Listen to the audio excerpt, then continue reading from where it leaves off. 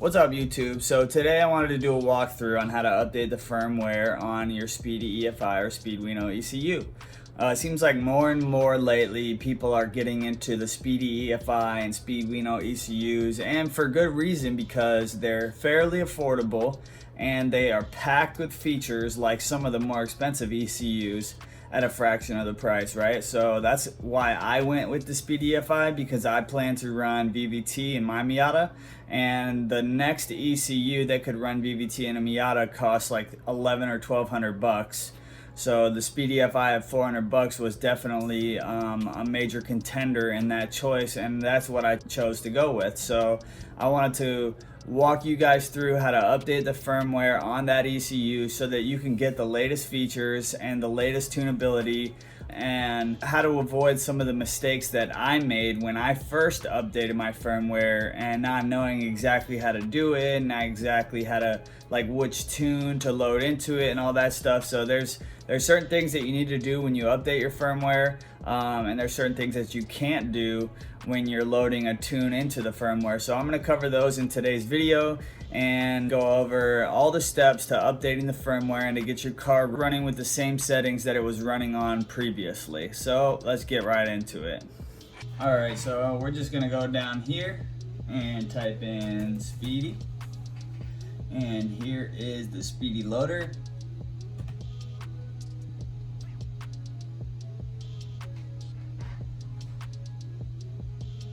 Alright, so here's SpeedyLoader. It's got the list of all the most recent firmwares, probably all the firmwares, honestly. And so basically, you know, just depending on whichever firmware you're on and whichever one you want to update to, you've got a pretty good list here. So when I updated, I was on 03-2019, and I updated to the most recent one, the 03-2021. So that was a pretty big jump. There was a ton of new features that I got, and if you want to see all the features that there are, you can click on view firmware notes, and it tells you. Now if you're on like a really old firmware, you're not going to see all of the, because in the midst of all the updates leading up to this one, there were features added. So on this page, it's just going to tell you all of the features that were added to this firmware from the last firmware. If you want to see like all the additional features that are going to be added from the firmware that you are currently running, you can go through and read all the notes on each and every one of them if you want. Another way that I did it was I downloaded the base tune and I opened it up in Tuner Studio. So for me, I have a Miata, so I downloaded the base tune for the Miata. And another thing to note here is that I changed the name of this file when I downloaded it, and it would not open. It just was like some junk file. So if you see here, it says NA6 PNP base tune. I already have it downloaded, but I'm just showing you guys this as an example. So don't change the name of this. I think maybe if you do change it and you add .msq at the end, it might still be alright. I'm not 100% on that. All I do know is that when I changed it, it no longer worked as a Tuner Studio file. So I left it the same. The reason why I wanted to change it is because all of the base tunes from all the firmwares had the same name. And so, like, I have a base tune from the 2020 firmware, and I had a base tune, and I was downloading a base tune for the 2021 firmware. So I wanted to like name it something different so that I could have both of them saved. It didn't work out, so I just deleted the old one and I downloaded the new one and left it the same name. Alright, so let's say we just downloaded our new firmware, or our new base tune, right? So I go over here, let's go to File Explorer, Tuner Studio Projects, and we're going to click on NA6 PNP base tune. And we're just going to open this up just so I can kind of show you, right? So use as a temporary project. When you use a temporary project, there are certain things that you can't do, and there's also some bugs that I've noticed that are in there. So let's see if I can pull up one of these bugs. No, I don't see it. All right, so here we are. So when I updated from my 2019 firmware to the 2021 firmware, there was a lot of stuff, like I just said. So for example, the acceleration enrichment before, it did not have map-based acceleration enrichment. It did not have a cold acceleration enrichment adjustability. There was some stuff added to the deceleration fuel cutoff, and there was a couple things here. Okay, so you couldn't change the enrichment method, and you couldn't change the enrichment mode, obviously, because there was no map-based. So there's stuff like that you need to be sure. So when I spoke to a couple of the guys that own Speedyefi, I verified some certain things, like what enrichment method was used in the previous firmware, so that I know which one to set it at, right? Because all my acceleration enrichment settings were based off of that type of enrichment method. So it was pulse width adder, so I set it to pulse width adder. Now I transferred over all of my values from the previous firmware to the current firmware, or the updated firmware, and I'm going to show you guys how I did that, so you guys don't make the mistake of loading an old tune into a new firmware, because there's problems that come up with that. So here's a VE table. This is the base tune VE table, so I'll show you guys how to change that and get your stuff right. Okay, so once again, we go through here and we just take a look at everything. Make sure that your secondary tables are turned off, okay? And I even went so far as to zero out these tables. So I selected this entire group right here and I zeroed it out, so that even in the case that it was accidentally turned on for some reason, it would not be adding any spark advance to my current spark table. So we go through here and we look at a couple of more settings, you know. So there was definitely some more adjustability here. Priming pulse width, you've got this graph now, whereas before it was just one number. It was one specific pulse width. Mine, I think, was set at like 1.7 or something like that, and that's all you get, right? You can't adjust it based on coolant temp. That's a new feature in this firmware compared to the 2019 one I was running. Warm-up enrichment, there's actually a analyzer for warm-up enrichment in the Tune Analyze Live. You have the paid version of Tuner Studio, and you go over here, it will actually give you the ideal warm-up enrichment curve. The red is the recommended, and the current is the green. So you see the red and green line is almost perfect, and I actually, like 95% of this curve I set up myself, so I'm actually pretty happy about that. Alright, so now we're going to take a look at accessories. So in here you see nitrous, that's new from the 2019 firmware. VSS and gear detection, that's also new. But you just want to go in here and you want to make sure all your settings are, okay, so we're going to go over now and we're going to transfer over all of our stuff. So let's open this up. You just click on Tuner Studio and you start another Tuner Studio, right?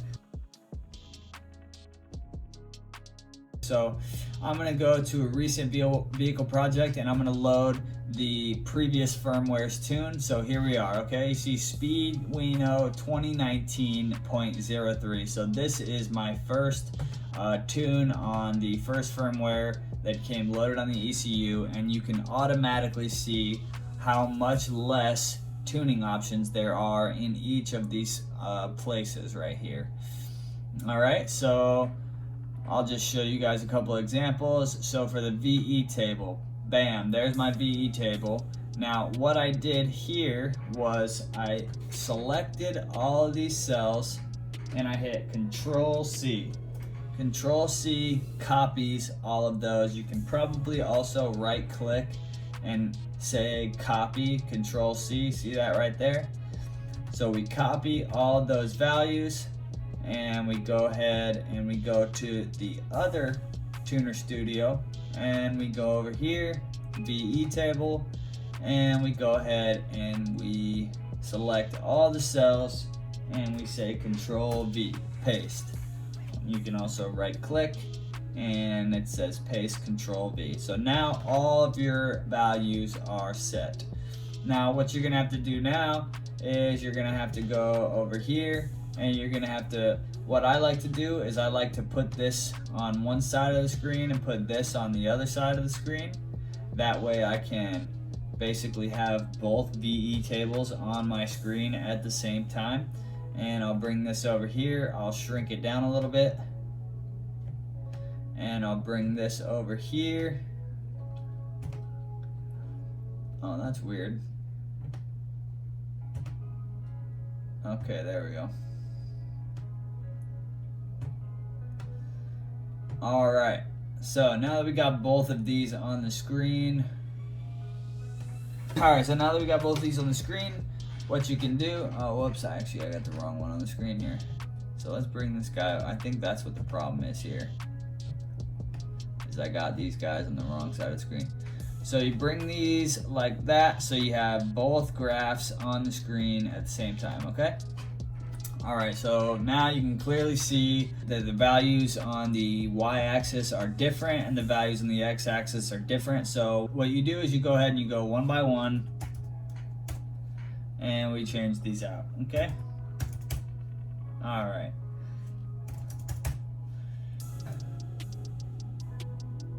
Actually, that one's right, 2100, 2500.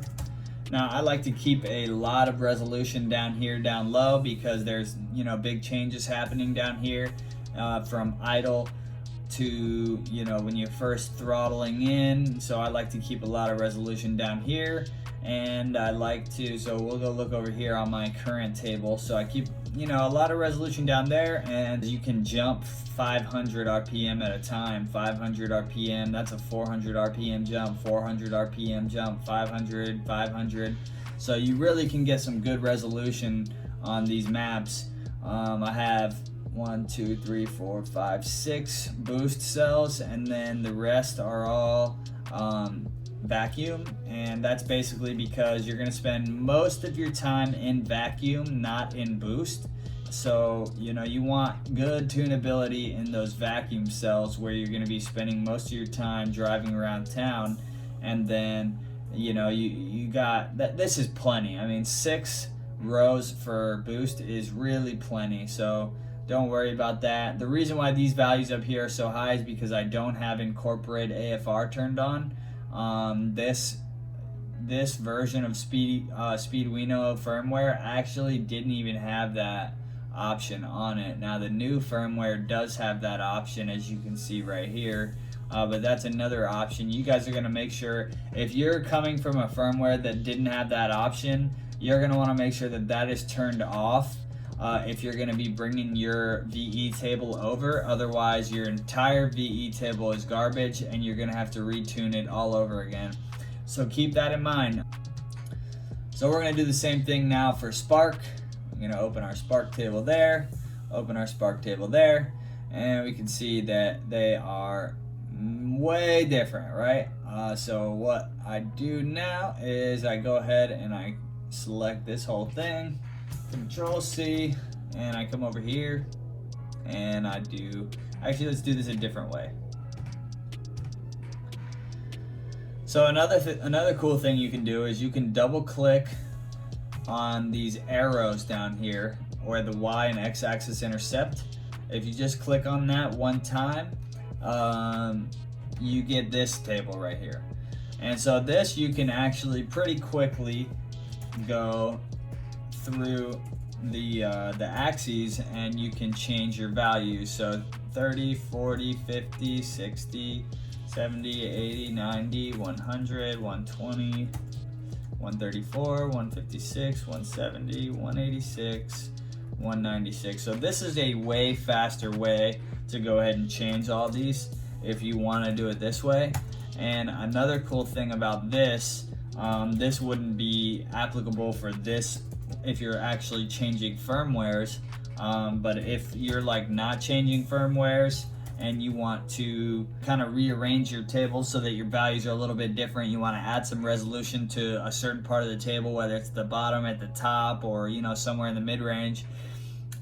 Once you insert your new values here, you can hit apply new X and Y values, interpolate Z. And what that'll do is it'll take into account what your table looked like before you changed the Y-axis and the X-axis, and it will interpolate everything here to match so that it's pretty much the same table, right? So we did our little changes, interpolate Z, and so it changes all the values here to match what you had previously. Now obviously we changed all of the Y-axis and X-axis into areas where this wasn't even tuned for, so it's not going to be accurate right now, but that's just an example of what it would look like if you were going to do that. So just another cool trick to keep in mind. Besides that, yep, that's how you do it. So now what we're going to do is we're going to go out to the car and plug the laptop into the ECU and perform our update. And one important thing to note when you're doing that update is that Tuner Studio actually needs to be closed. And I didn't know this at first in the beginning when I very first did my update, but when you do the update and you actually load it onto the ECU, the Tuner Studio app needs to be closed. Okay, so we go ahead and we hit close, all right. So we went over our base map. I kind of showed you guys how you can bring your values over without actually loading an old tune into a new firmware. So now what we do is we go back to this page. So we went over all the changes. We decided, okay, I like this firmware. This is the firmware that I want to use, okay? Now what we're gonna do is we're gonna walk out to the car and we're gonna plug the laptop into the car. All right, so now we are in the car. I keep my cable connected to the ECU at all times, and so that when I can just bring the laptop in the car whenever I want. All right, so here we have the firmware selected, and what we're gonna do is we're gonna plug our USB into the laptop, and when we do that, it's gonna make a little sound, let us know that it's connected. Bam, and there it's connected. All right, so now we are just gonna click choose port, and we're gonna select which port it is in. I'm not entirely sure which one it's in, so let's see here. There we go. So if it's not popping up on your screen, you wanna hit refresh, and it's showing on COM port 5. So I'm gonna go ahead and click upload, and bam, the upload has began. Goes pretty quickly, but you gotta make sure that you have Tuner Studio closed, because if Tuner Studio is not closed, it will not update. And obviously you also need to be connected to some form of internet in order for this to work. All right, so we see there it says upload to Arduino completed successfully. That means that you have successfully updated the firmware on your Speeduino or Speedyefi ECU.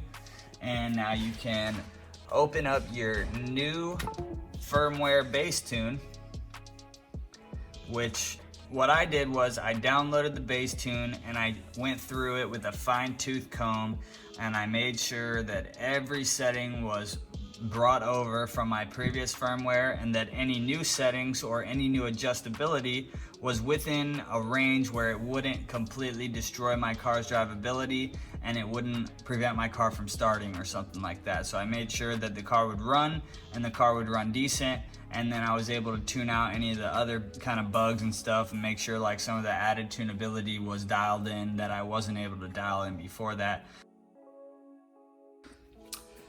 So that is how you update the firmware on your Speedyefi or Speeduino ECU.